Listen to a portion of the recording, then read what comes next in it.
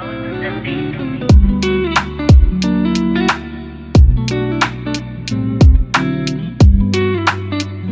beautiful people of all ages, shapes, and colors, to another episode of the Hit Your Free Throws podcast, where we encourage you to stick to the basics. I'm one of your co-hosts, TV, aka TV on basketball, alongside my co-host Jay, aka the Knockdown Jay. How's it going, my guy? We locked in, bro. WNBA Playoffs just continues to entertain, and NBA Media Day is past, which, I mean, it hasn't preseason also started, bro. We're eating good. We're eating good. Preseason, there was an Abu Dhabi game yesterday between the Celtics and Nuggets, bro. Like, we're like, NBA basketball is back. Yeah, we're eating good right now, man. We're eating good right now. We got the preseason going on. WNBA playoffs are in full swing. Like the finals might start after Sunday, bro. The finals might start after Sunday. I mean, it's getting crazy. Spooky. It's getting a little spooky right now. For sure. And we're going to be talking about those series. We got 5 more questions to talk about for the NBA season preview. It's going to be a dope episode, and we're bringing back the drafting quiz as well. It's going to be a good one. So make sure you sit back, relax, and enjoy today's episode. But before we get into that, Jay, we do have to plug our socials. Remember to follow our individual accounts at TV on Basketball, at the Knockdown J / the Routine Jumper. Those links can be found in the description down below. In terms of the daily content on the Hit Your Free Throws page, follow us on TikTok and Instagram. And check us out on YouTube Shorts too, bro. These last 5 days, we've been killing it. We've been absolutely killing it. We've been posting every team's over/under wins. So if you want to check our thoughts on your favorite team, make sure you check out the TikTok, Instagram, and the YouTube Shorts. And then you're gonna be able to hear how well we think that your team is gonna do this upcoming season. Besides that, remember to also check out the YouTube for all the podcast stuff. Remember to like, share, and subscribe, and hit the notification bell. And if you're listening on any of the podcast networks and Spotify and Apple, remember to subscribe, leave a review, all that good stuff. Jay, are you ready to get into this? Yeah, we got a decent amount to get into, actually. We have a lot to get into, and we're gonna start off with the WNBA playoffs, Jay, and we're gonna talk about the most intriguing matchup in the second round so far, and that is the Las Vegas Aces taking on the New York Liberty, in which the Liberty took a 2-0 series lead. Vegas ended up winning last night as of the time of recording, but so far the Liberty look like they've had Las Vegas's number. Last game kind of the tide kind of switched. But Jay, over these last couple of games, what are your thoughts on the series so far? And do you think the Liberty are gonna close it out? I mean, personally, everything we've said so far has come to fruition throughout this entire early portion of the postseason. I feel like everything that we have said, outside of maybe being a little bit more bullish on Indiana in terms of them putting up a fight in the first round against Connecticut, I think outside of that, we've been pretty spot on. Like, we thought this was going to be a series that was going to go at least 4, if not 5. We thought that New York's offense was going to be prolific enough to give the Aces real trouble. And through the first 2 games, I mean, that was pretty much the case. And TV, let's be real. This game was one really, for lack of a better word, shitty quarter for the Liberty, because the third quarter they finished with only 6 points. Ugly. Horrendous. If every single quarter outside of the third quarter, they had at least 23 points. So if you kind of play that out to what the average is of every other quarter outside of the third quarter, the Liberty probably win game 3 and we get a clean sweep of the champs. Like, this is a game that clearly was dictated by one bad quarter of basketball, which, again, the margin of error at this time with so much on the line, these are the little things that could be the difference between winning and losing a series. So obviously it did play dividends, but at the end of the day, like, the Liberty have been just about as dominant offensively as we thought they were going to be. And again, they've had one bad quarter. I mean, arguably, they've had one bad quarter in the entire postseason so far. Now, granted, it cost them game 3 and a chance to put the champs away, but it goes to tell you that the only thing really stopping the Liberty right now is the Liberty, if I'm being honest. Yeah, no, the Liberty have been very good, especially in the first 2 games. We talked about how well they played in the first round, especially just as a complete team unit, and they brought that going into the first 2 games. But the star of the show for them too in those first 2 games was Sabrina Ionescu, man. This girl was giving the Aces all kinds of trouble, and you could just tell, from her confidence from last year going into this year, that she's really coming into her own. and really like being that superstar that people like finally expect her to be. And she really did show that in the first 2 games, to the point where in Game 3, the Aces changed their whole defensive scheme to get the ball out of her hands and make everything difficult. You talked about the third quarter being bad.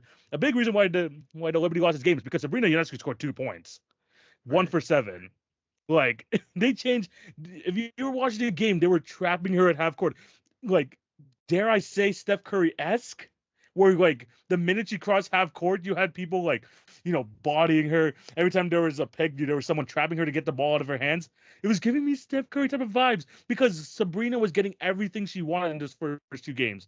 Now, granted, Brianna still played pretty well, and another tough storyline to look into for Game 3 was that the Aces were trying to get Jonquel Jones in foul trouble like right away, which gives me a lot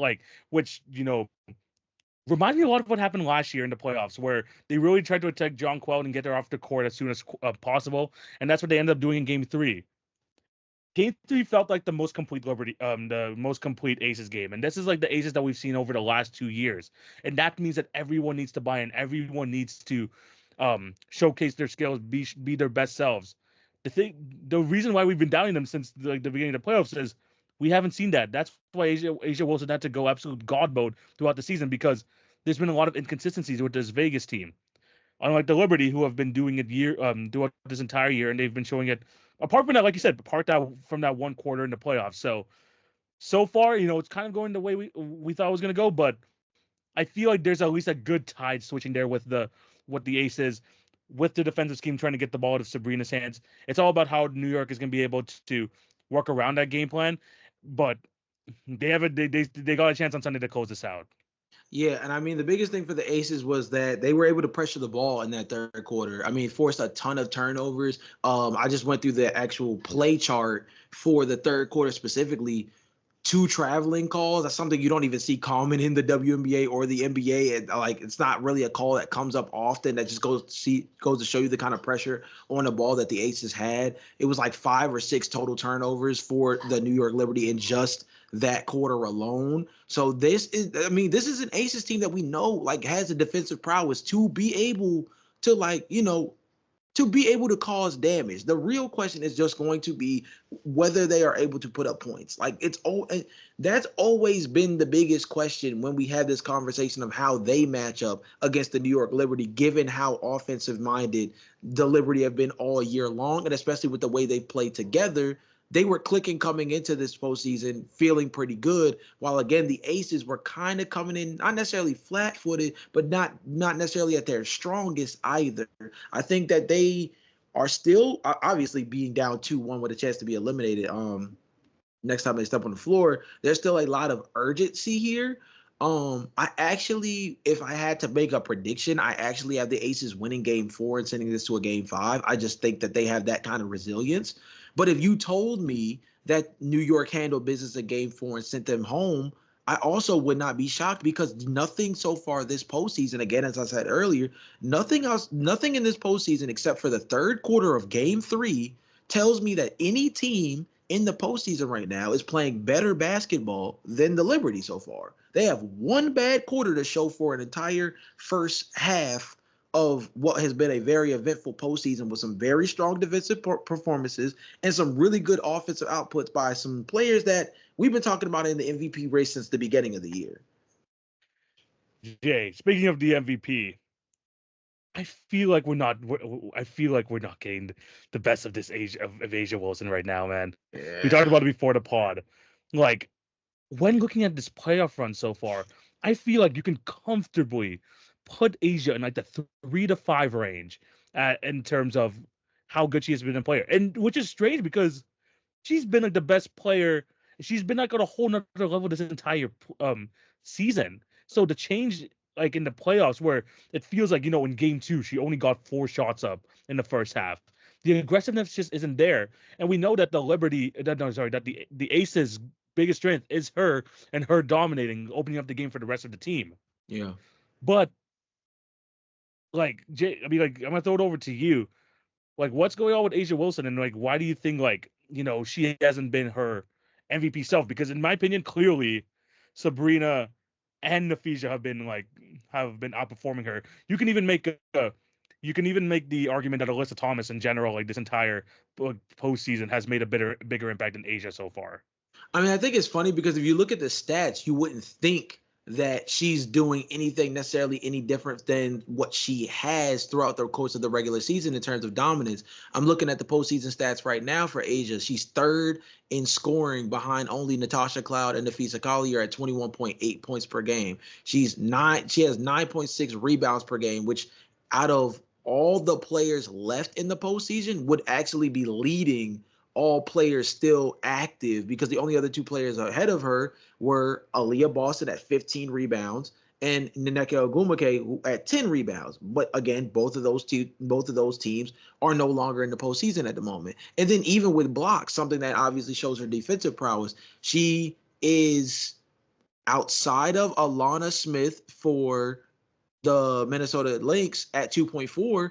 She is second amongst players that are actively still in the postseason in blocks per game at exactly 2 a game. Like, everything that you see from a stat line perspective says that she is still playing at an MVP caliber level. I think the weird part about it is, from an individual one-on-one matchup standpoint, especially when looking at the production of Breanna Stewart and Jonquel Jones, I don't think that we've seen the ideal put a stamp on it performance from her. I think she has been consistently productive, but she has not given us the individual MVP performance that is like yes, I am the leading scorer, I am the best player in the league type of. She has not given us that kind of performance just yet. And she's gonna have to do it soon, otherwise they're going home. But if you look at the stats on face value, she has been exactly the player she's been all season long. The issue is that the stage is much higher, the stakes are much higher, the lights are much brighter, which means that we need more performances like Nafisa Collier, who we'll get to in a second, because I'm just being honest. Get to in a second. I'm telling you, there's just certain kinds of runs that people need to go on in order to be able to define a championship pathway. And right now, the Aces just have not provided anything that makes you even feel like they're the defending champions right now. And I think that's the most interesting part about it all. And that starts with Asia, like you mentioned before. It starts with the best player in the league. And I understand, Kia Stokes also got injured in this series in game 2 after, colliding heads while go diving for a loose ball. There's probably a lot more, defensive responsibility for Asia going into this playoffs. But at the same time, for someone coming off such a historic season, scoring like 27 points per game, and like hair being like the main reason why the Aces were even like this high of a seed in general. Because let's be honest, a lot of the other Aces players were pretty inconsistent throughout the year. The reason why they were as good as they were, or at least managed to stay in the top 4, was because of the performances of A'ja Wilson overall. So not seeing that sort of dominance in the playoffs, again, there's gonna be a lot more defensive pressure on her, but still not having the performance, and the fact that the Aces are down 2-1. When we talk about in the NBA, if you see that sort of like dip in production, and like especially if we like from one of the top stars in the league, is it fair to maybe like get some sort of that criticism, especially because their backs are against the wall right now? Yeah, I mean, this is, you don't want to, get too ahead of yourself. Obviously, 2-1 is not favorable for them, but they obviously are a team that we don't want to count out just yet. Even when we did our previews for this series in particular, we picked it in 5. So this is not something that I necessarily want to jump off the limb for, but it is something to kind of keep keep decent tabs on, because like we mentioned beforehand, outside of really Kelsey Plum and A'ja Wilson, the consistency from the other players around her, it's been spotty to say the least. Which has put them in a really tough position. And it's specifically in this kind of postseason where there seems to be a lot of offensive firepower, outside of maybe Connecticut, who seems to be more of like they're more of a defensive powerhouse in this kind of this postseason build. But every team that's made it this far made it this far has been able to put up points at a high clip. and none higher than New York. And that's the part that's putting so much stress on Las Vegas, especially when you mentioned, I mean, TV, you said it actually as part of the preview. Kia Stokes was going to have her hands full considering the post presence that New York has. The fact that now that pressure shifts over to Asia, not that she's not capable, because she was in the running for defensive player of the year behind Nafisa Collier. Yeah, she was number 2, right? Yeah, if not neck and neck for most of the year. She's more than capable, but when you pair that with the fact that she has such an offensive load against this kind of firepower, it is going to be a very tall task. And I mean, we've seen that through the first 3 games. 100%. So, I mean, it's been a really good series so far. A lot of the stars have come out to play, but at the same time, we might, having the defending champs that with their backs against the wall, the Liberty are doing their thing, man. The Liberty are absolutely doing their thing. Let us know what you guys think down below for the series, and if you think the Liberty are going to close it out on Sunday. Next series, though, Jay, I know you've been waiting to talk about this one. The Lynx taking on the Sun. The last time we were talking about the series, the Sun were winning 1-0, but the Lynx picked up the last 2 games. Big time performance from Nafisa Collier yesterday. Start off the series slow, especially in game 2. That 5-for-14 performance. Luckily, the rest of our team was able to step up. But we finally got that classic Fee performance, 26-11 yesterday. And the Lynx just looked absolutely unstoppable. The 3-point shots are falling. The Lynx are looking at their best. Jay, your thoughts on the series?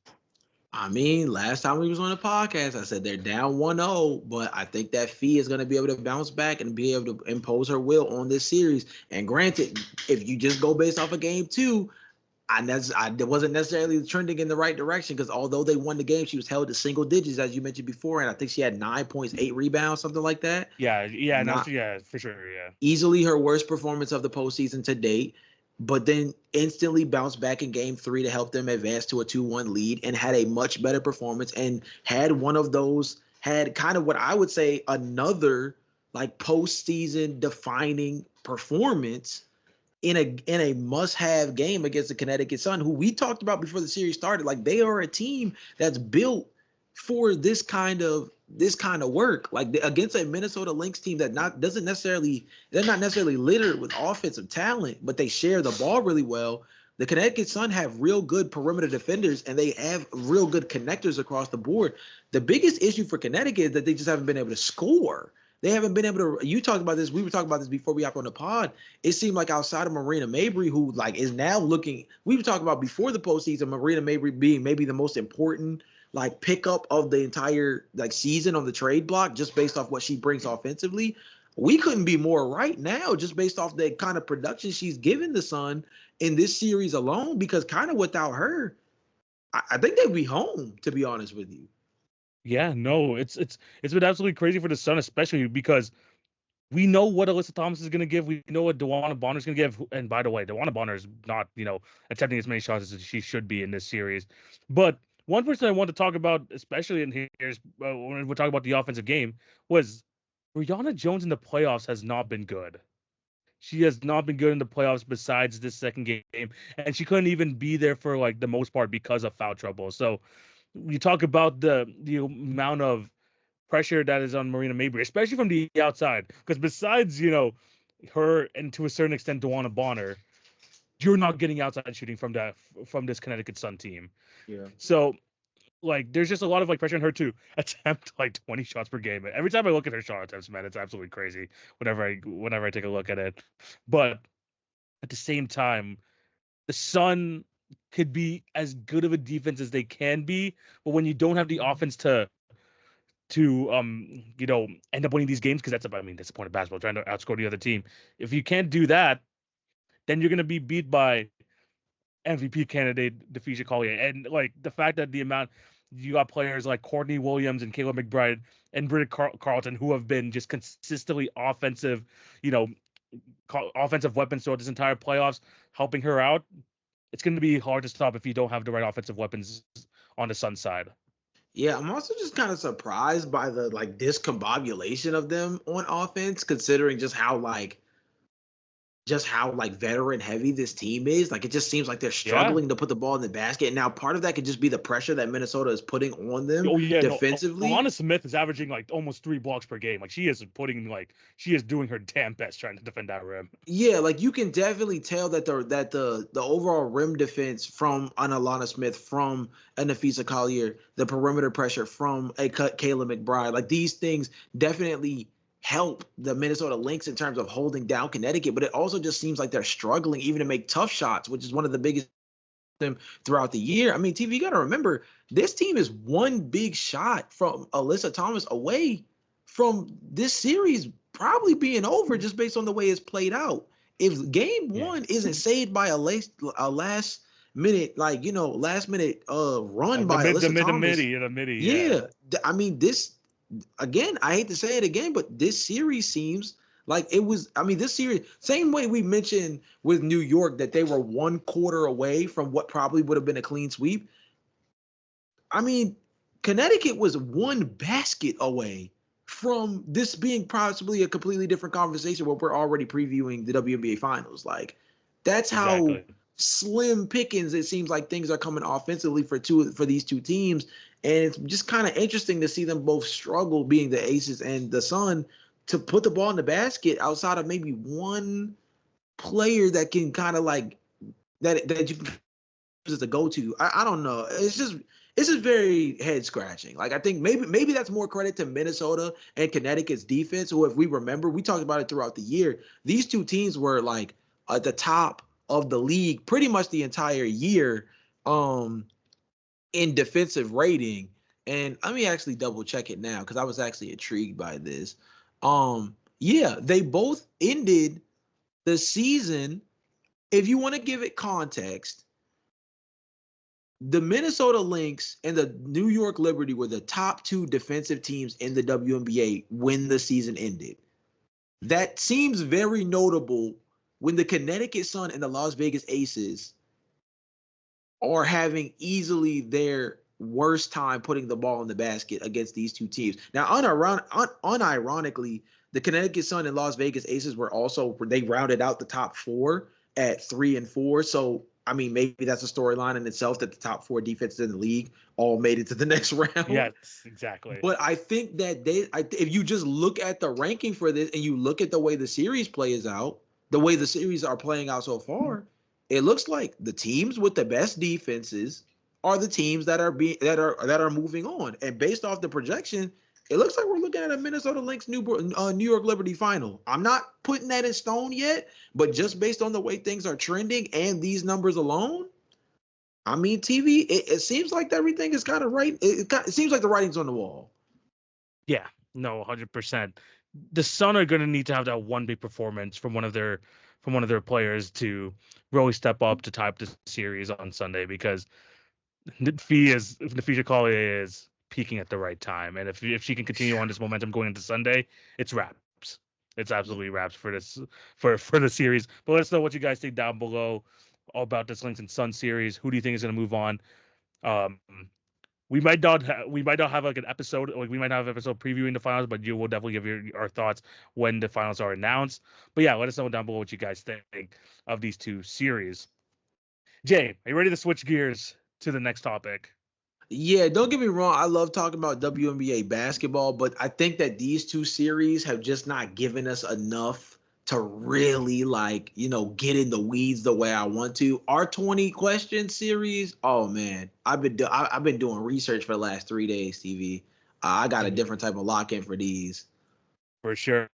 And Jay, we've done our first 5 questions in last week's episode. If you wanted to go check those out to hear our questions, we went into our thoughts on our MVP already. If you want to hear our MVP choices, talk about which coach in the biggest hot seat, all that good stuff. Those were in last week's episodes. But let's go into this one first, Jay.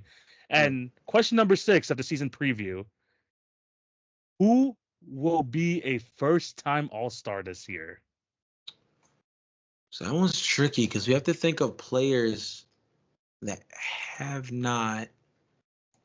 Because Maxey made one already, made it last year. Paulo made it last year. I think the easy answer is Wemby, right? Yeah. The Yeah. easy layup answer is that this guy is going to mess around. Victor Wembanyama is going to mess around and sleepwalk his way with Chris Paul at the helm now. Victor Wembanyama is going to sleepwalk his way into 26-11, like 4 blocks, 2 steals, probably average like 4 assists per game.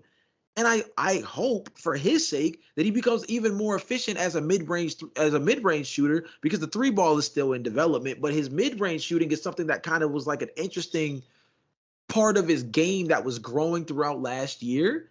And it seemed like one of those things that, like, if he gets that down pat, along with having a competent point guard, like, this dude's about to wreck the league, dog. Like, I feel like it's kind of straightforward. Oh, no. This one is like probably one of the easier ones. I do have another one, but I mean, like, the answer feels like it's just staring you right at your face. I mean, the 7'4" demigod over here in San Antonio, like, finished off. I mean, like, we talked about after he changed the center. Like, when he changed the center last year, he was like 20-11. Yeah. Like 22-11 last year. Imagine that with a true point guard in Chris Paul, an improved roster. This man might mess around, and like you said, 26-11 might even be like a mid-range pull. Like, there's a good chance he can average near 30 easily a night. There's a good chance with Chris Paul like feeding him buckets, and the fact that no one can like legitimately stop him on the offensive end. Like, there's a chance that can happen. So I think should be the clear spot, especially in a league where he's getting so popular now. He might just get voted in as a starter.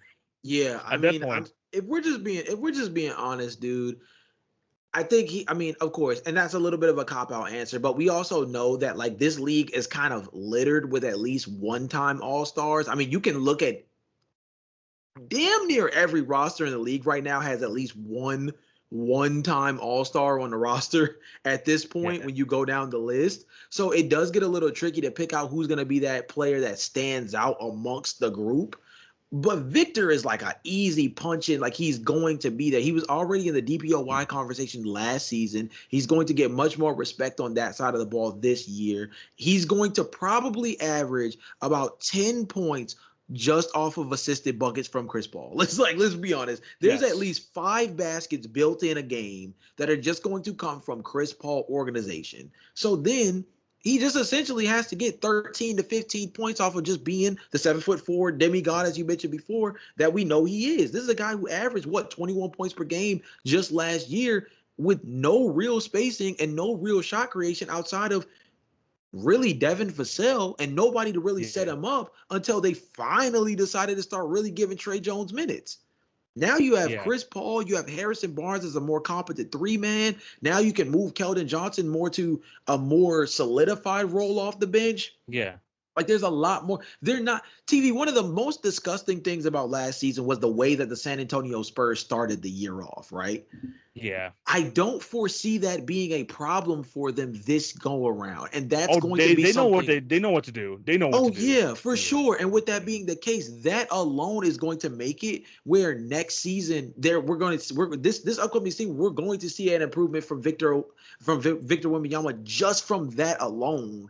Because I think they have a much better understanding of what they actually want to do this year, as opposed to last year. They were just playing backwards 2K. Yeah. No, you're 100% right, and he is definitely the number one option here. But Jay, I mean, like, the only other guy that could potentially have a chance, and I'm going to be jumping over to the Eastern Conference here. Does Cade Cunningham still have a chance here if the Pistons, if the Pistons can make some sort of improvement and he stays healthy? Stats could be there.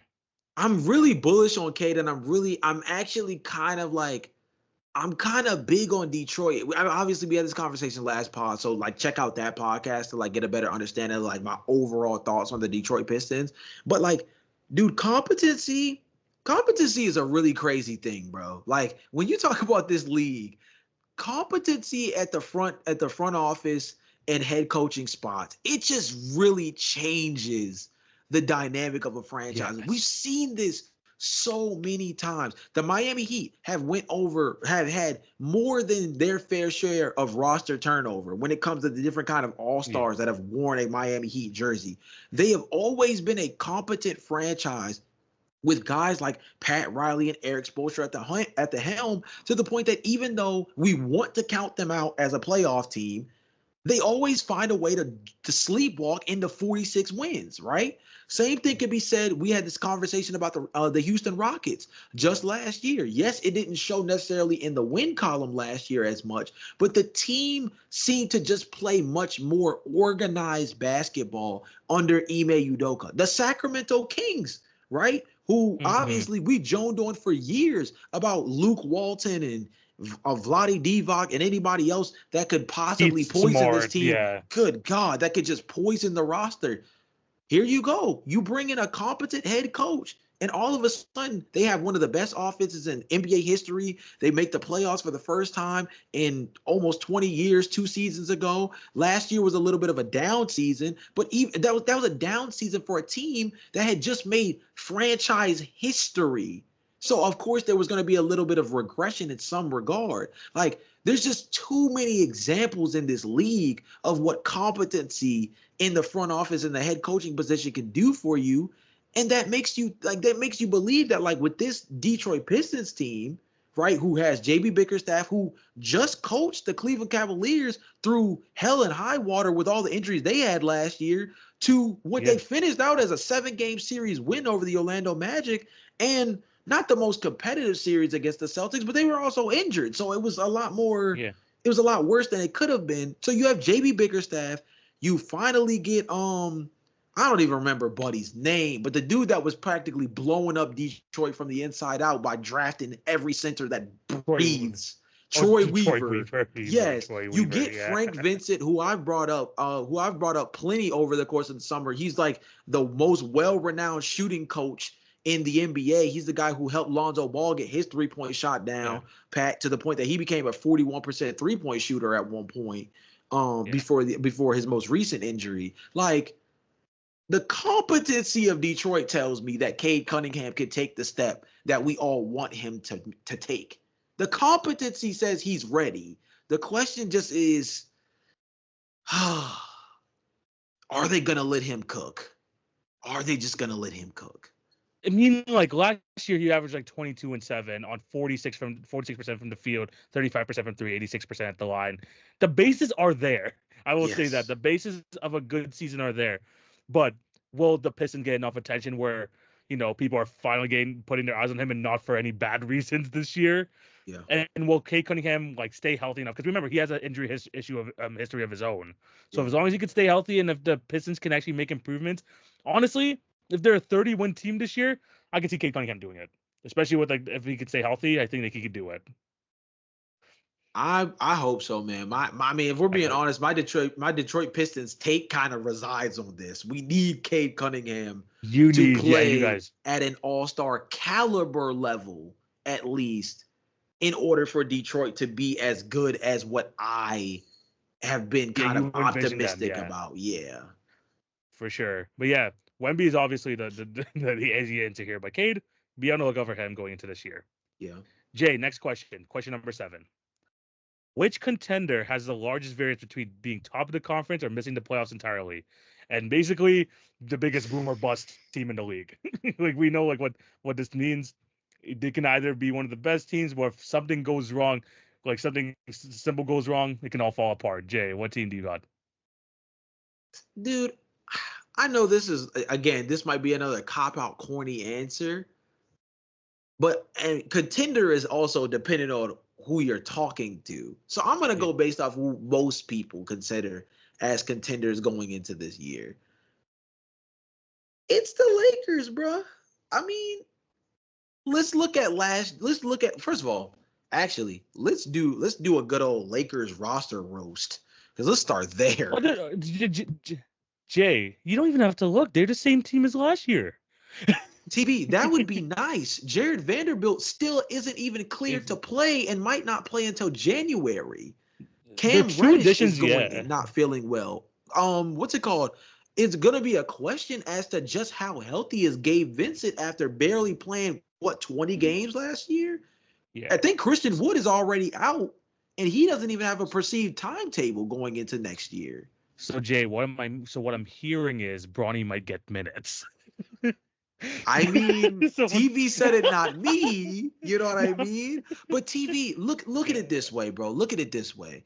like you mentioned before, this team is practically the exact same as not practically. They are the exact same roster as last year. Now, give it to JJ Redick. He basically already announced the starting five being D'Angelo Russell, Austin Reeves, LeBron James, Rui Hachimura, Anthony Davis. This starting five went 21-10 last year. This was the most productive starting five for the Los Angeles Lakers last season. You take out Darvin Ham, who obviously seemed to be a little bit discombobulated when it came to being able to stick to any kind of given roster. I also heard reporting, unironically, very attached to certain kind of players, one of them being Taurean Prince, who is no longer on this roster and ironically is in Milwaukee, where Darvin Ham also ironically is now as well.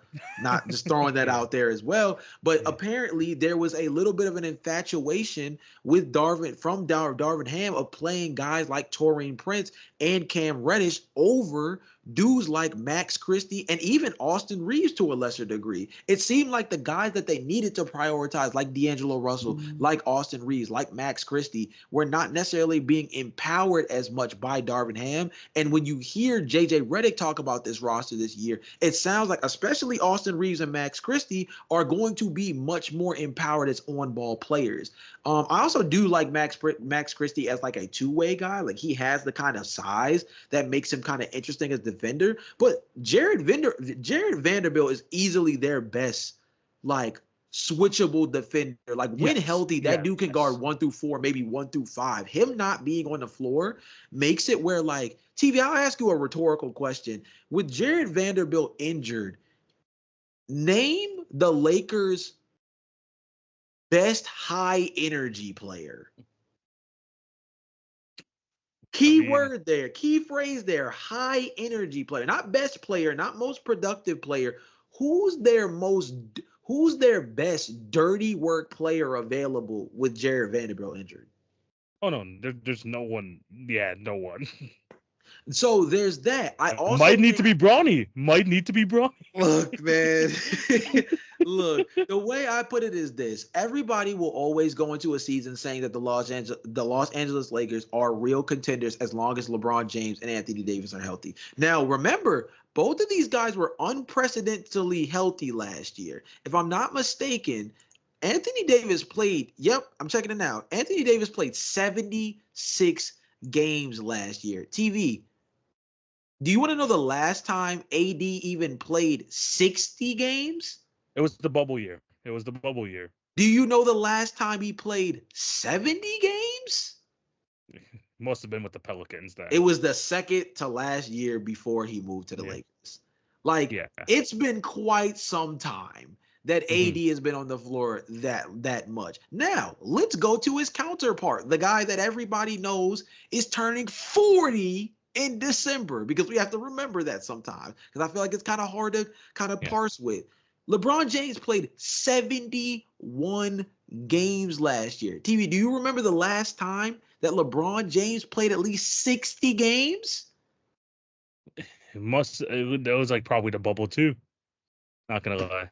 TV, I mean, you're cooking with grease here, my guy. I mean, it's one of those things where when you look at the track record of their Lakers tenure, these guys are not based on the new all NBA rules.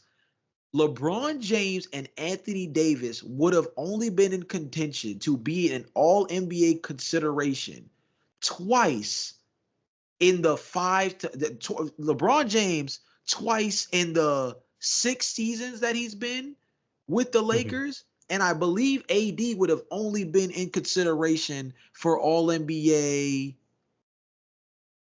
once in his 5 years with the Lakers. So if we're betting on health with the Lakers, let's say these guys are in a very tough spot. So yes, when healthy, I think they're a team that easily finishes top 5 in the West. But the numbers tell you that this is a team that won't, that this is a team that's going to be sniffing the 10-11 as they have in most of the years that AD and Braun haven't been healthy. No, you're 100% right. And it's funny because the team I chose is basically Lakers East at this point in both of these teams. Um, at this point in their in terms of the season, because my team with the biggest boomer bust potential is the Miami Heat. I'm still on. I'm still Oh, on them. okay. You still have them as contenders, though. Look, what I'm saying here with the Miami Heat is whenever I I only consider them as like potential contenders is because they're a team that you can never count out. We've counted them out way too many times in the past, and Jimmy Butler being the lead guy, all signs are point to the idea that this year they're gonna be locked in. They're gonna try and play as many games as they can in the regular season, and like not mess around like they've had in previous years. But at their very best, this team could be a top 5 team in the East. I don't think that's impossible, especially with a Jimmy Butler-led team. We have to remember how good Bam Adebayo is as a player.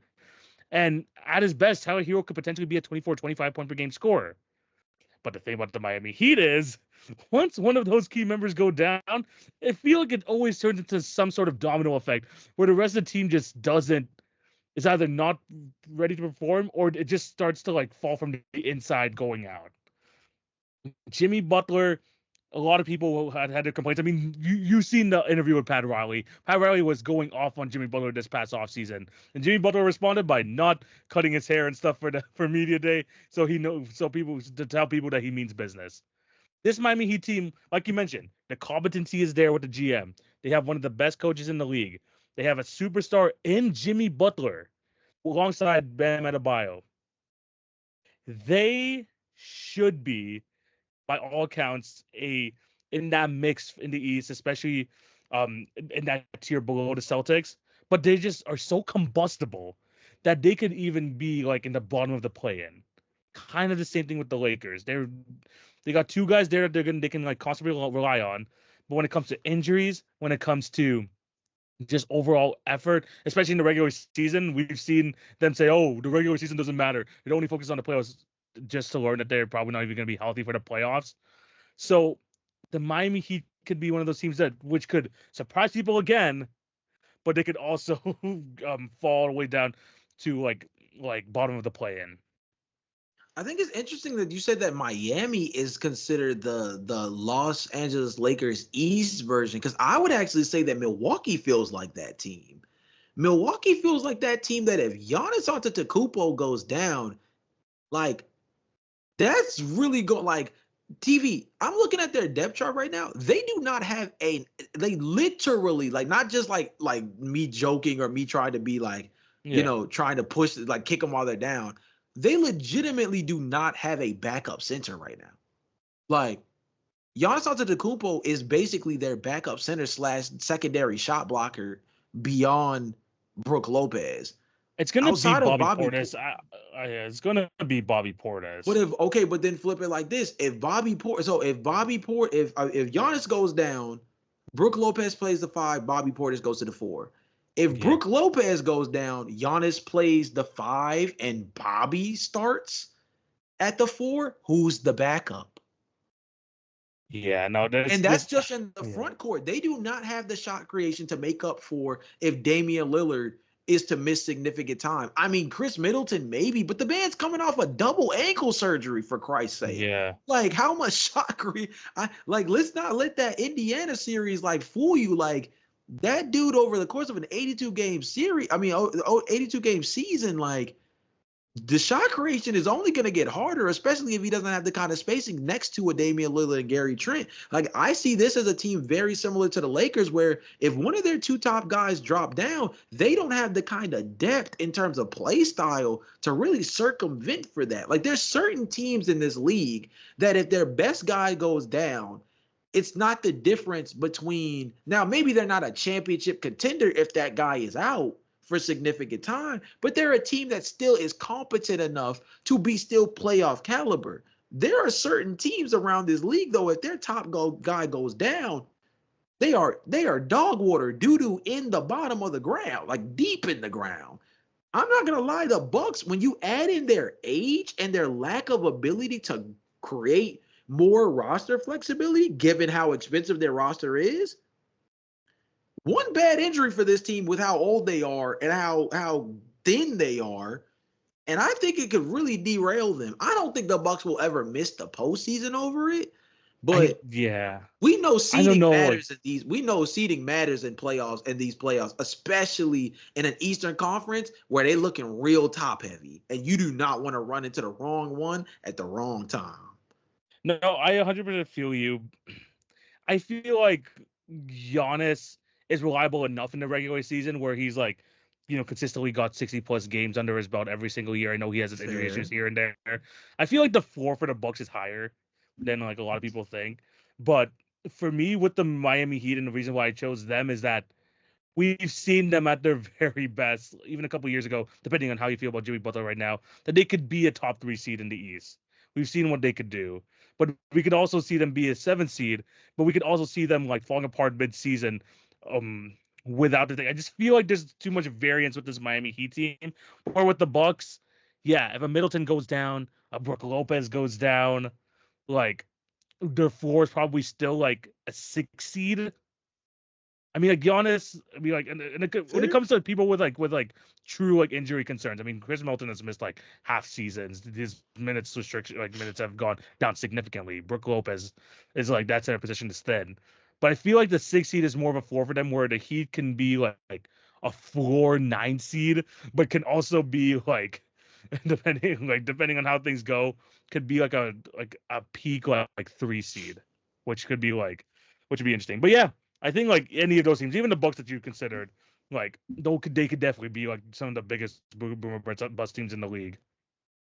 Yeah, the East definitely has their fair share of teams to be worried about when you talk about that. But variance is so important because, like, I think we just learned over the last 2 seasons that depth is just so much more impactful than like it has been in the past. Like now that we've quickly moved away from like the big three eras of trying to of team building, depth has just become so much more of an emphasis on being able to get through an 82 game schedule, along with Mm-hmm. obviously getting through the postseason. I mean, you have some teams that just have very, very good injury luck along with significant talent, like a Boston Celtics team who went practically the entire postseason without any real significant injuries outside of Kristaps Porzingis. Then you have other teams like the New York Knicks who were healthy pretty strongly throughout the season and were quite literally just breaking apart like Legos as the actual rounds continued in the Yeah, actual postseason itself. So I mean, yeah, depth just matters so much. And I mean, top end talent is great, but that's where like I said, that's where I think variance plays so much into it because for over sure. an 82 game season, you'd be surprised what a 15 game stretch without your best player can do, dude. For sure, 100%. And all these teams, I mean, a common thing with all of them is that age is going to be massive here, especially in terms of like their top stars as well. So let us know what you guys think about who do you think has the biggest boom bust potential or who has the biggest variance. Jay, question number 8. Or is it question number 7? I think it's question number 8 of the thing so far. And the question is, name one role player that will go from unrecognizable to underrated. So basically, one of those players that kind of like a Derek White that no one was talking about, a good fifth starter, but just started getting some notoriety. That'll get the notoriety this year. So I actually want you to answer this question first. I mean, I came up with the question number one, but number two, I'm interested to see where your thoughts are on that because we talked about it before the pod just to kind of get a better understanding of exactly what I meant for this question. And I think that every team has a version of this guy. I think the question is who's going to be the guy that pops off. Yeah. I'm going with someone who there are little teases here and there from the last playoffs that this could possibly happen, but I think this year it's going to be like full blown that this people are going to start glazing him this year. I think it's going to be Andrew Nemhart. Dang, Andrew, TV. This is the first time we've ever done this on these 20 questions because yeah, that's the exact same guy I had. bro, That's the exact guy that this was built around. Andrew Nemhart. Yes. He is. He's gonna start getting like. I mean, he got his contract extension already. Fair enough. But I Mhm. think in a couple years, just like the old Derek White contract, we're gonna be like, this man is getting underpaid to the max right now. They're Yes. getting like the most value out of his contract out of anyone in the league.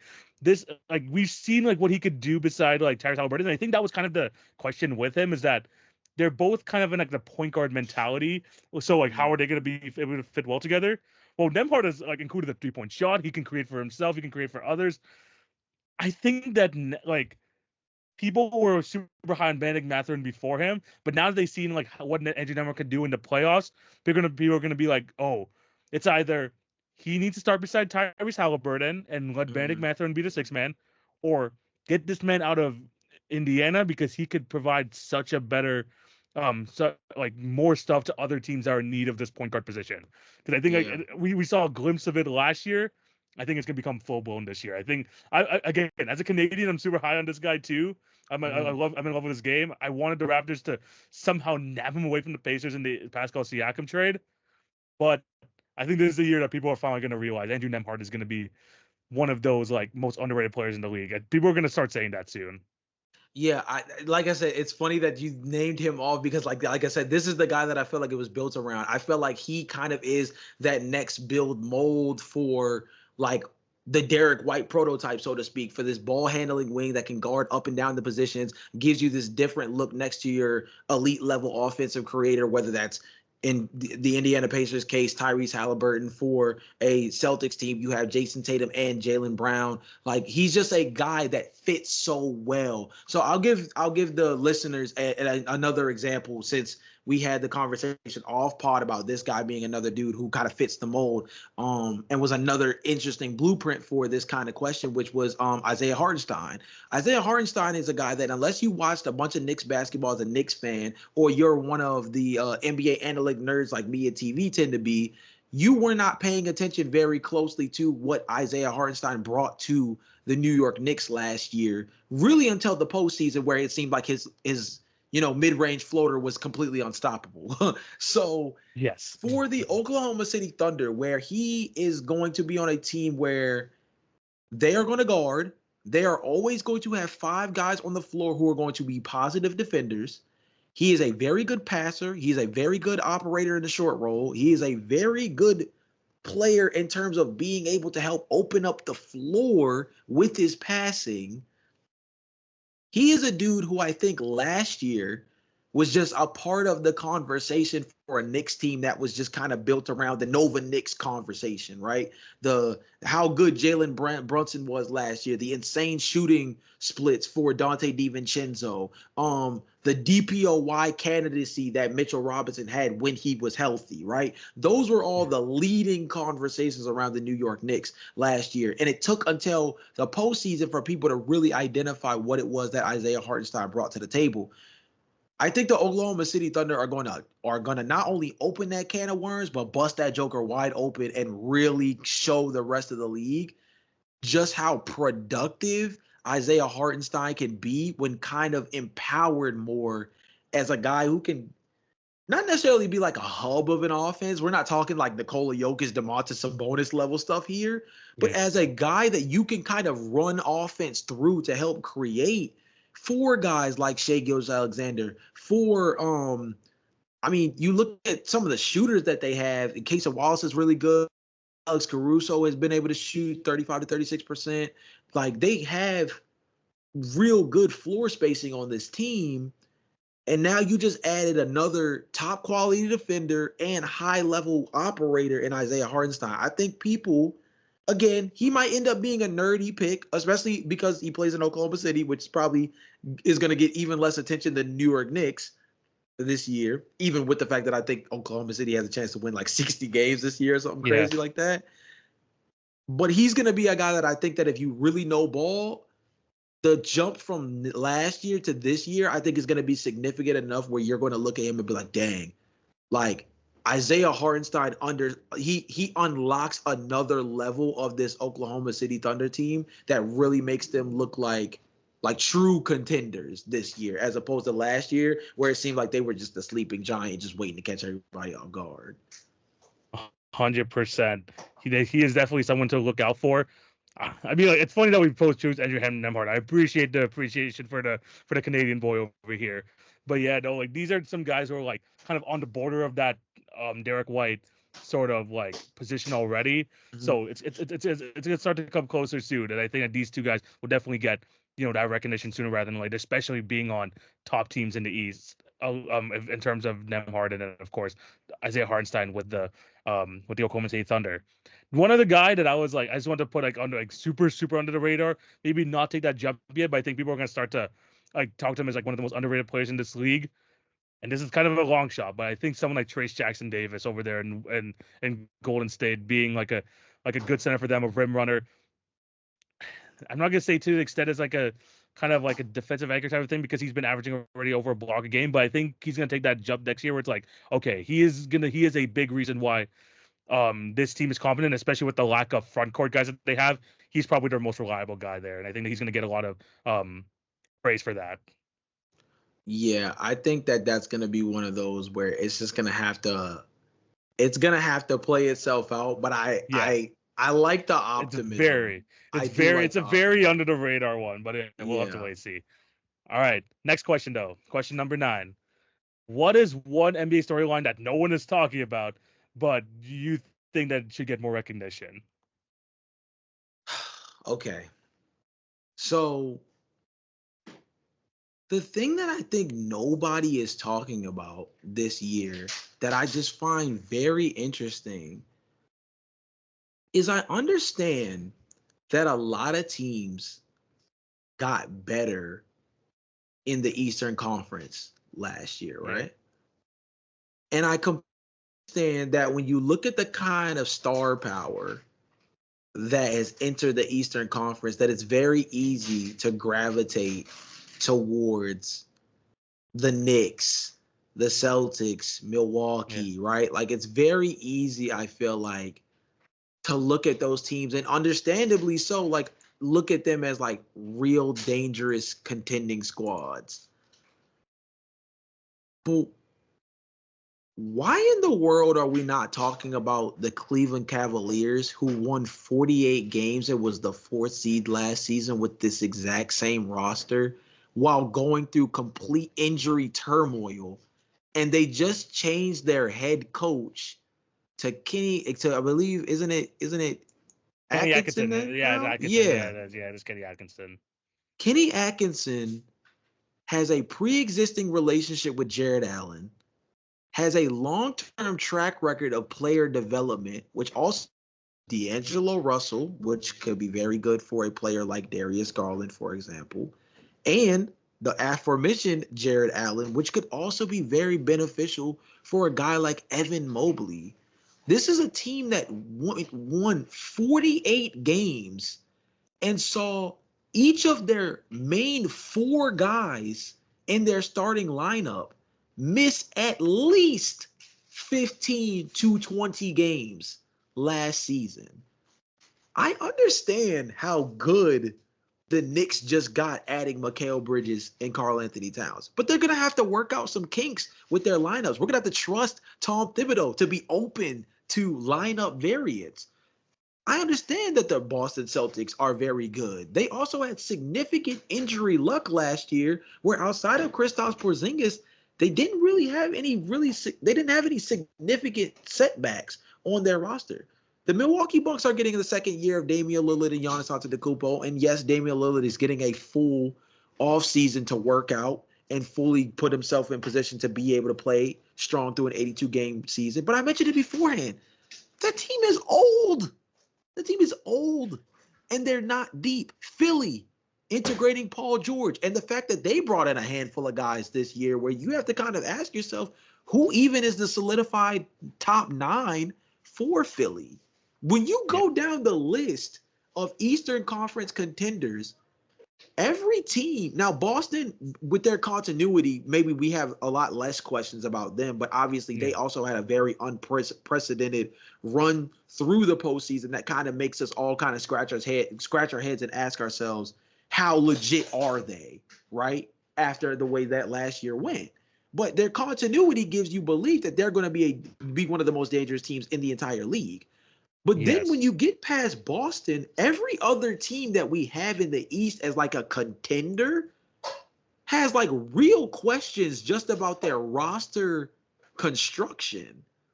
as opposed to Cleveland, who is running it back. And if they're just a little healthier than they were last season, this is a team that might mess around and win 55 games. And I think that's being so under discussed because of all the other hype around the top part of the East. Oh, no. They definitely deserve some more recognition, especially with how good their team was even like the season prior to all these injuries.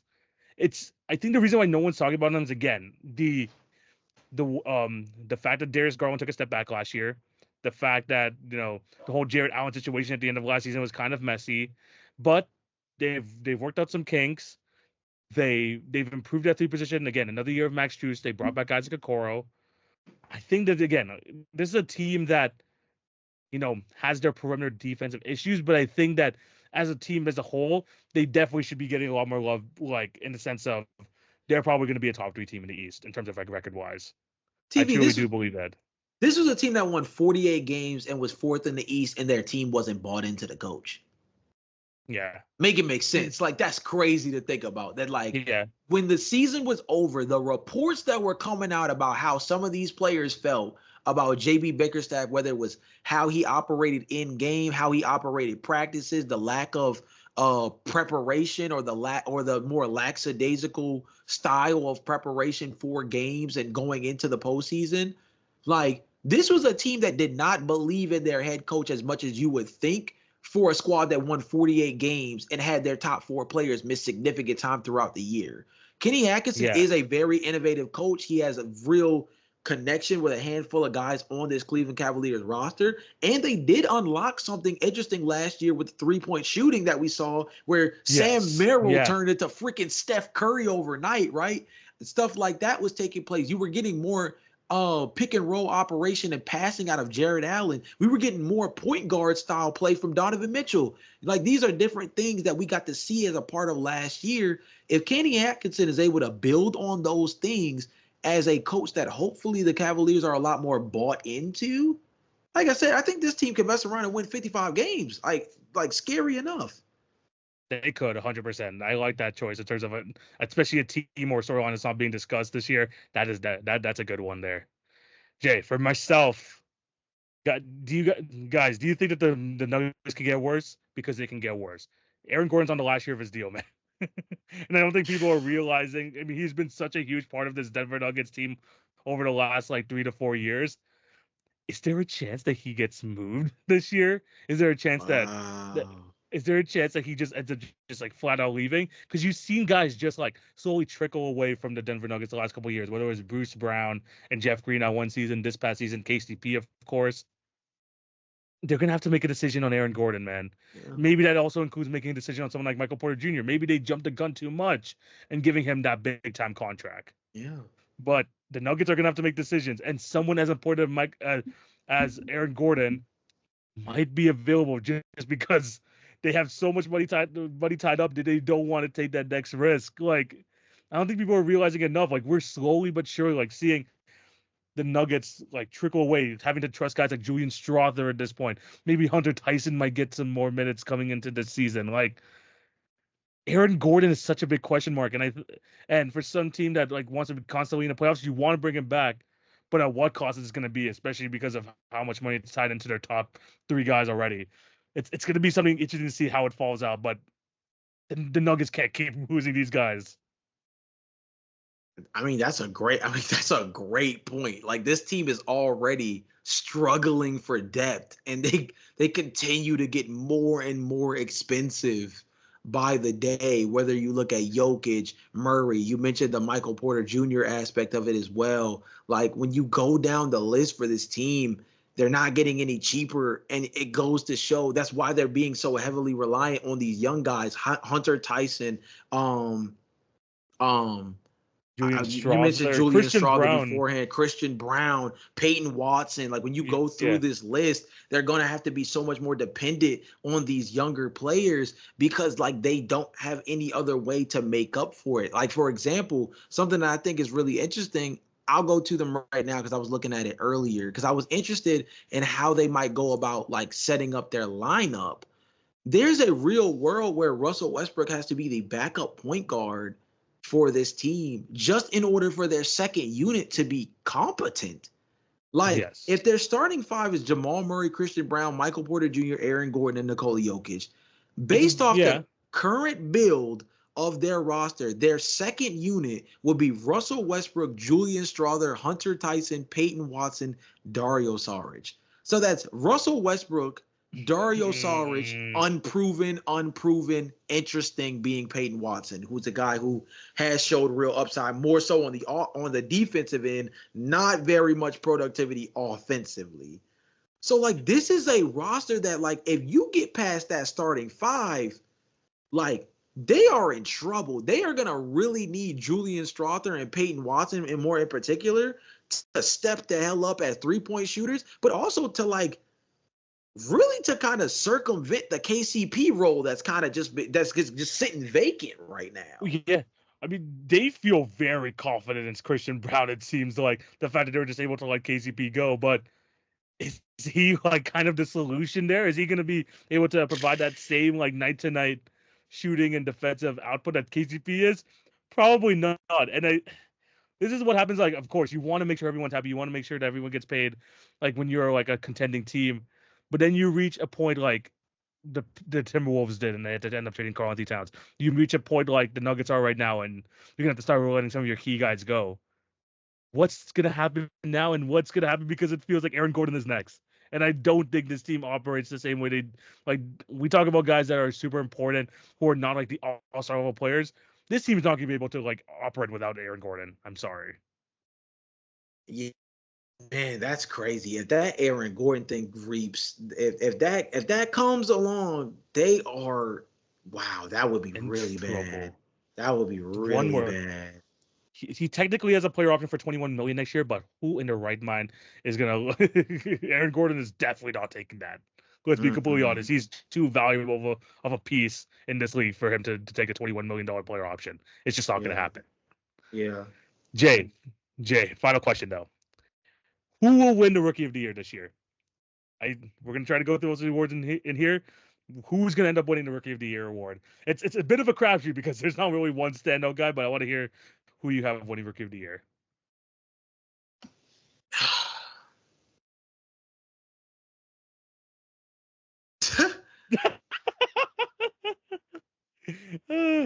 Yikes. So I went through the list.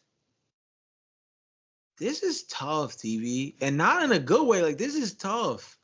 Like, maybe we can try going through it, but if I'm being honest with you, I think it's Zachary Risacher by default.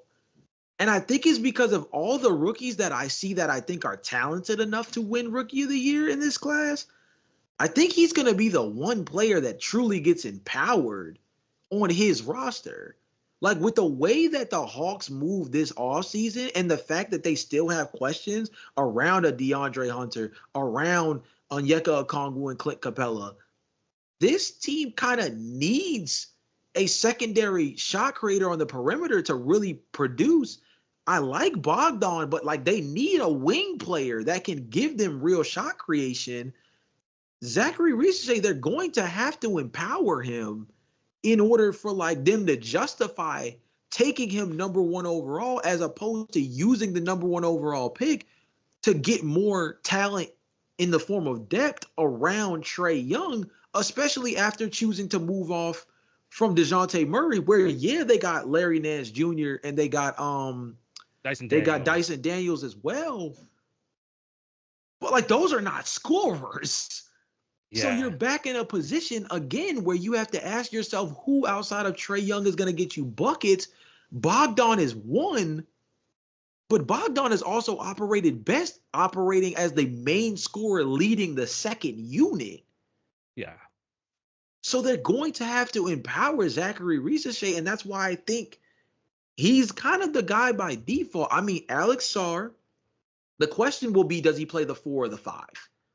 First of all, he needs. I think he'll play the 4, the 5. See, it gets tricky, but because Jonas Valanciunas is on this team, the question will be, what does he do? Because he's already coming to the league apparently kind of making the AD claims of feeling more comfortable at the 4 than playing the 5. Yeah.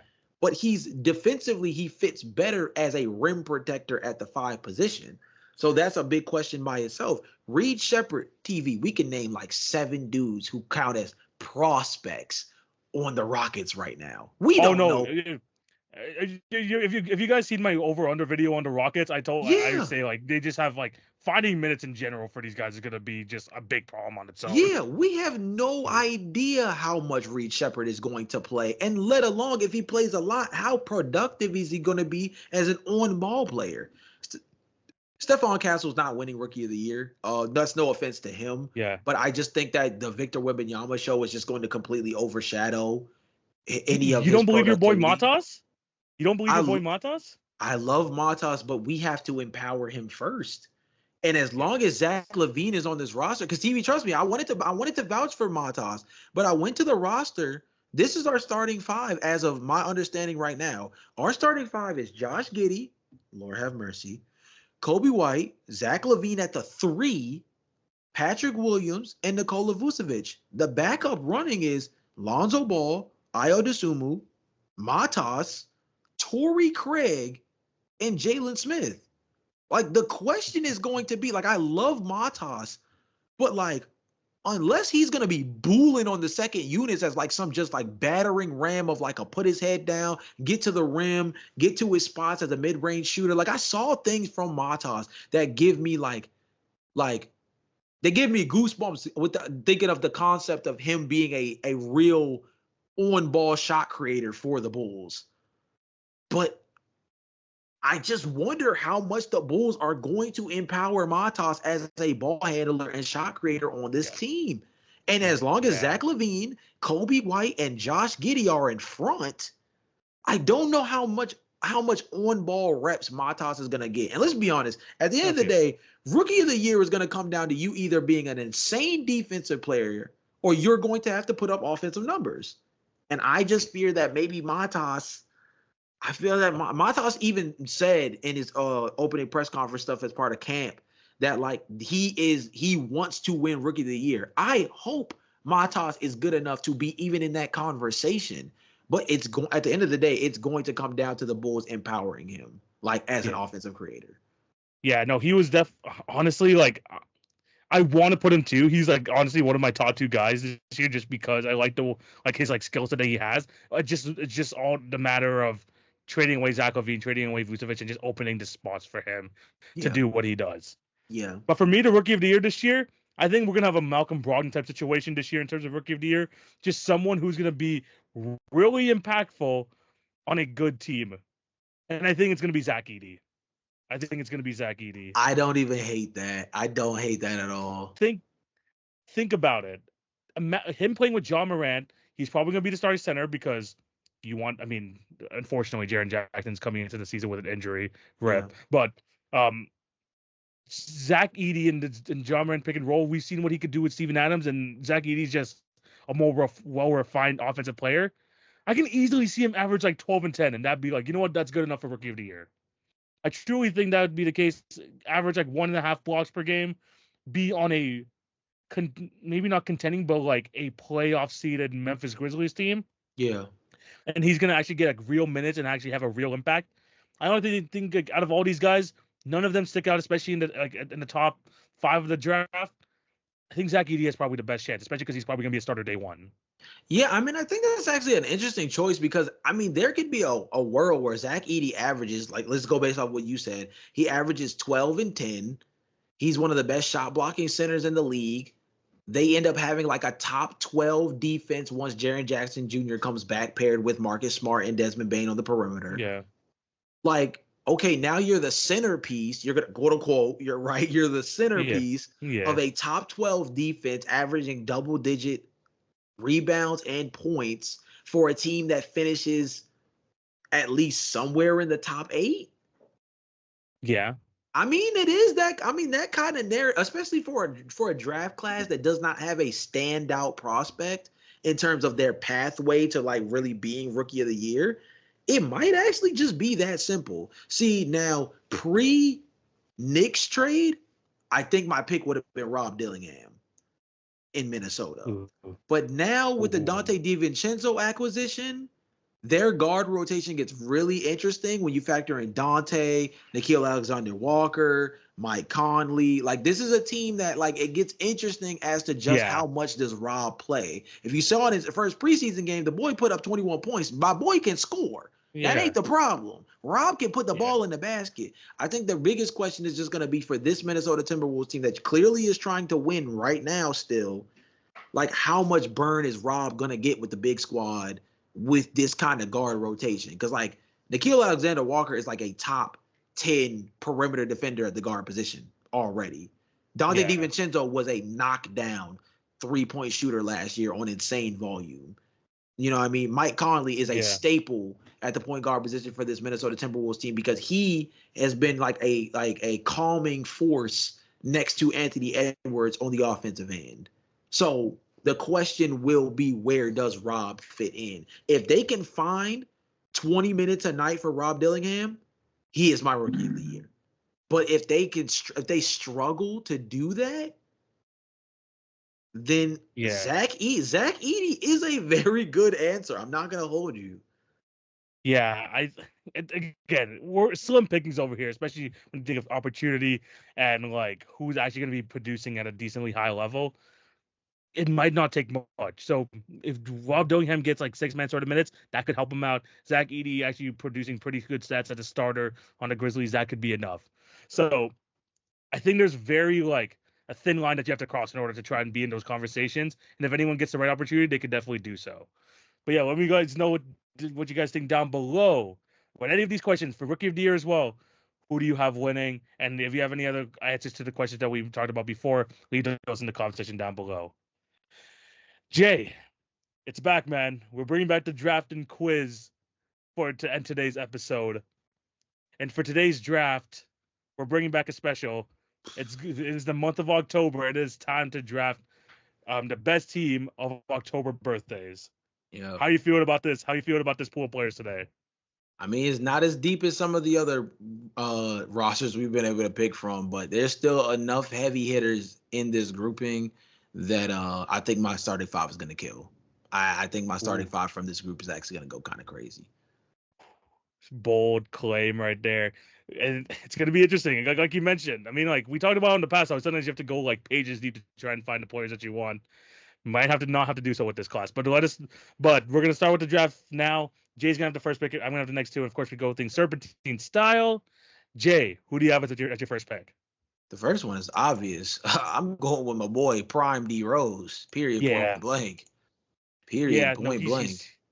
He's number one right there. I knew that was gonna go, especially for the prime version of your getting of these guys. Yeah. Derrick Rose is definitely gonna be on that list. I like that pickup. For myself, I'm going to go with two guys who, let's be honest, some of the best two guards in the league today. I'm going to go with the duo of Devin Booker and Jaylen Brown. Yeah, you can't really fight that one. And D Book showed us in the Olympics that the passing is coming. And if he can play point guard on the team that you're trying to build, I mean, that's pretty insane. Mm-hmm. Again, we talking peak versions of themselves. Let me get peak version. Yeah, I gotta do it. Let me get Grant Hill. I got team no ACL. Yes. This is crazy. And then the other guy that I'm gonna go with, man, before his bowling ball accident, he was arguably the best center in the league. Let me get Andrew Bynum. Wow.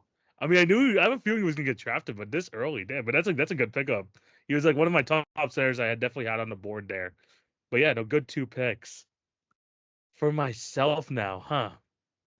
I'm telling you right now, Jay, there's one guy on this list that I absolutely hate, and I am not taking him in this draft by any means. We'll have to figure out who he is later. But for my next pickup, I'm gonna be going with.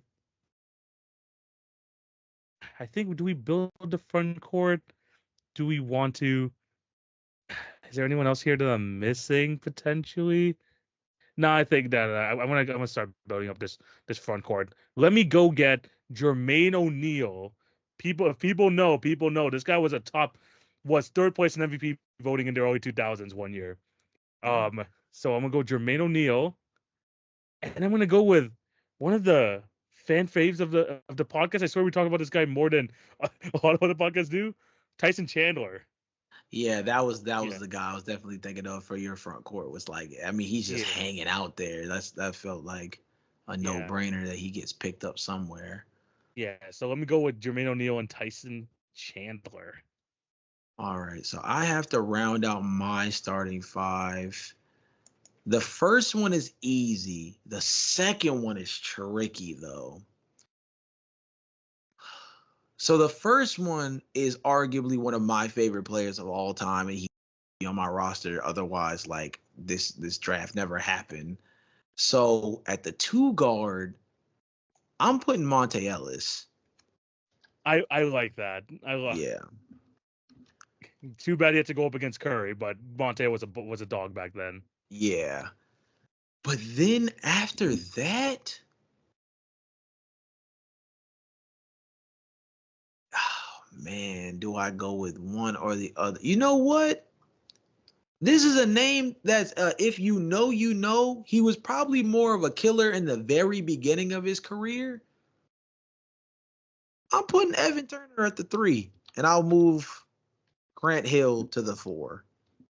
Give me Evan Turner. I'm surprised you didn't go with this guy at number 3. I mean, I hate him. I've made that clear. He's on the first page. I don't know if you see him, but I'm surprised you didn't take him with any of your picks. Huh. Okay. If it's who I think it is, we'll talk it through. But I'm not sure. Yeah, no, it's for my final pick here, though. I'm gonna go with. There's quite a bit of options for around like the same sort of caliber of player, but I am going to end up going with. Oh, this is a tough one. This is super tough who to go for here. Do I take a classic? Do I go current? I'm gonna end up going with. You know what? Give me this guy. He was a multiple-time All-Star, one of the more like underrated 3-and-D guys back in the day. Give me Eddie Jones. Yeah, you can tell that me and TV were trying to avoid Paul Pierce like the plague. I mean, no offense to him, and this is like really no disrespect. Maybe it is disrespect because I took Evan Turner, who's only averaged double figures in his career 3 times. But like, I don't know, man. I mean, if we're talking in 2K terms, I definitely should have drafted Paul Pierce, and I completely agree with anybody in the comment section if they're like, bro, you left Paul Pierce off for Evan Turner, like that's a joke. But I mean, look, man, my roster is my roster. No take backsies. Hey, I know, honestly, I'm gonna say the exact same thing. I have a personal vendetta against Paul Pierce myself as a Raptor fan. He said some choice things back in the day. I don't want him anywhere near my team. I'm gonna say that plain and simple. Yeah. There's some Bulls bias, I'll admit. I know, yeah. Paul Pierce has not made many friends, let's be honest, in the basketball space. But yeah, those are. Run me down your roster. All right, so I got Derrick Rose at the 1, Monte Ellis at the 2, Evan Turner at the 3, Grant Hill at the 4, and Andrew Bynum at the 5. I like that. It's a good mix of young and old. I think you create yourself a really good lineup. For myself, give me Devin Booker at the 1, Jaylen Brown at the 2, Eddie Jones at the 3, Jermaine O'Neal at my 4, and Tyson Chandler at my 5.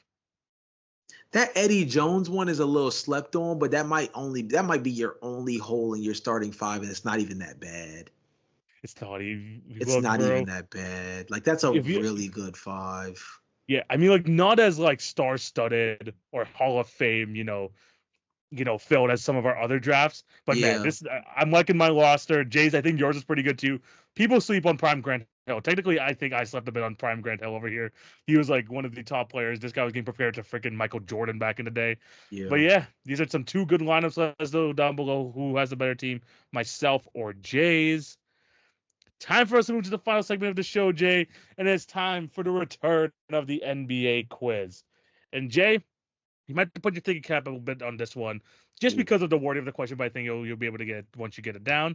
Okay. But Jay, I'm gonna need you to name me the top 10 scorers in NBA history. But here's the caveat: they must have retired between the year 2010 and 2020.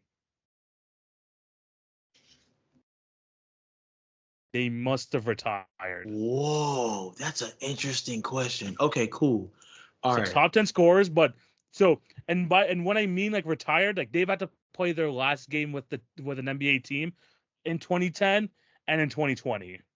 So that's kind of like the parameters you have to work with. In 2010 and in 2020. So in between that. So if in they played a game in between. 2020, they still make it in. If they played What a if game in their last 2010, game was in 2019? oh no, that's still because it's still like in Oh, because it's between. It's in within. So between. it's strictly Yeah, within the time frame. Yeah, Okay, cool. yeah. Got you. All right. So, unironically, is Paul Pierce here? Paul Pierce is number 5 on this list. Yeah. Yeah. Got it. That Wizards tenure really helped him out, huh? That Clippers tenure helped him out. Facts. Kevin Garnett. Kevin Garnett, number 6 on this list. Dirk. Dirk is number 2 on this list. Kobe. Kobe, number 1 on this list. Dwayne Wade. Just cracks the top 10 at number 10. Clutch. Wait, if he just cracks the Chris Bosh? Chris Bosh is not on this list. Damn. I was cooking. Yeah, you're cooking so far though. Not gonna lie. How many I got? 6? 5? So you've got one. So you've got number 5. You got number 6, number 2, number 1, and number 10. So you've got half the list already. All right, man. This might be kind of dumb. Kimba? Kemba's not on this list, but also I think he like played his last game in like 2021. Oh, duh, yeah. Jason Kidd? Jason Kidd is not on this list. Melo? Carmelo played his last game in 2022. Damn it. Oh yeah, that's right. The Blazers run. Yeah.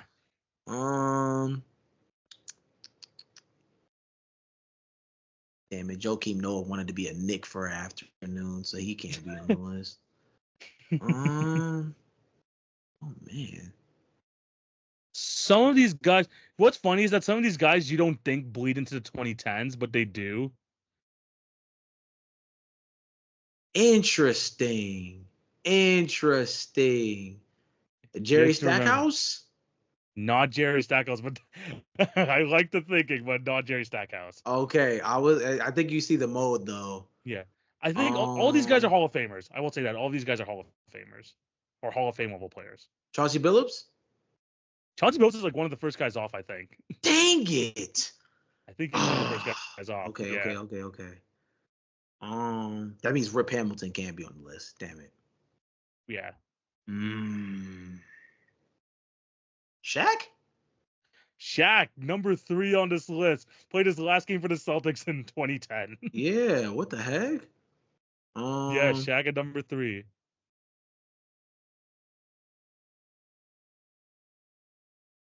So you're missing this is nasty work, but what year did Karl Malone retire? He retired in like 2004. So that's like okay, cool. I was about to say that's like nasty work, but I figured that wasn't the case. Yeah. Who else comes to mind that's like really getting buckets too? Like, yeah. I need 4 One guy more? was getting. I need 4 more. Yeah, you're missing number 4 and then 7 to 9.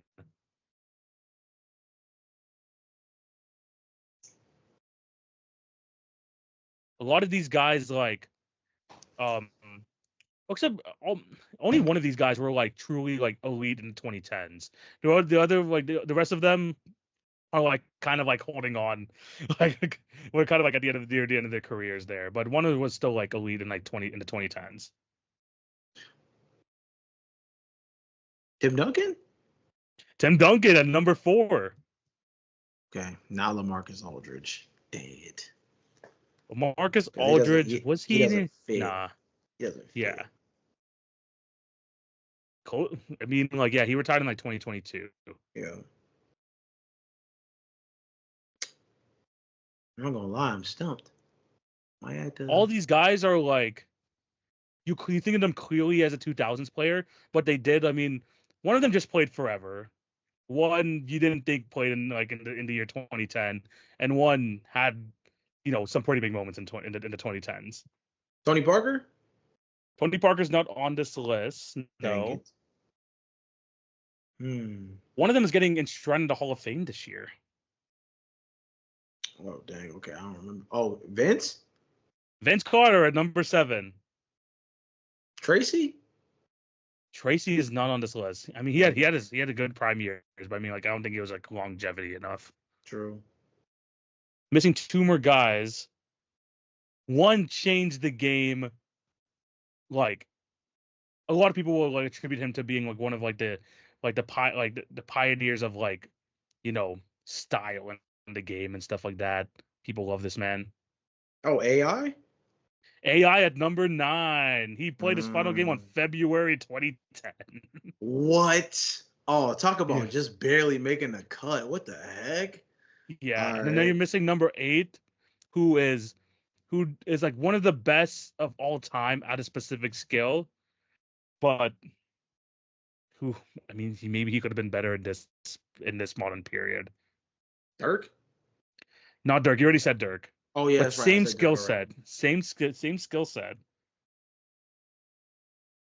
I already said LaMarcus Aldridge. I already said Chris Bosh. No, like a 4, but like, what's the main thing that Dirk is known for, which is shooting the ball. Yeah, this guy was damn good at it.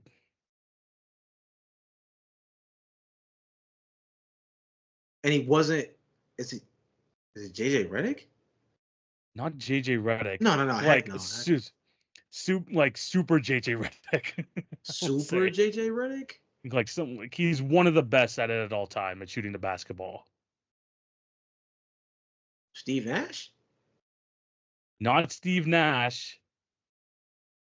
One of the most pure jumpers in NBA history. He held the record for a long time before Mr. Wardell came around. Oh, Ray Allen. Duh. It is Ray Allen there at number 8. Damn. Top 10 scorers of all time for the guys who retired between 2010 and 2020. When did Ray retire?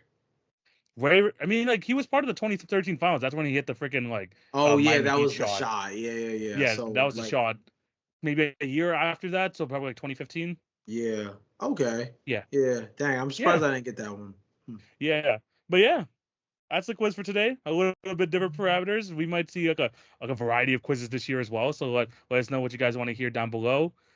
And yeah, it's been an awesome episode. Thank you guys for watching. Jay, what is up to do for people at the end of today's episode?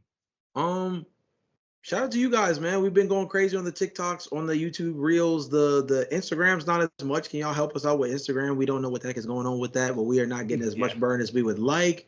So definitely check us out over there. We are going to be off for about a week because I have some very important off-camera stuff to do. So that's pretty huge. But yeah. So when we come back, the WNBA Finals will be like in full swing. And we will be that much closer to the start of the NBA season. So I'm pretty hyped. 100%. A lot more questions to go through. We might even have some guests coming on this month too. So be on the lookout for that. It's gonna be a lot of great stuff coming here. And again, we're not gonna be like releasing a pod for a little bit, but we're still gonna be giving you the content on the TikTok and Instagram and all that. So make sure you follow that.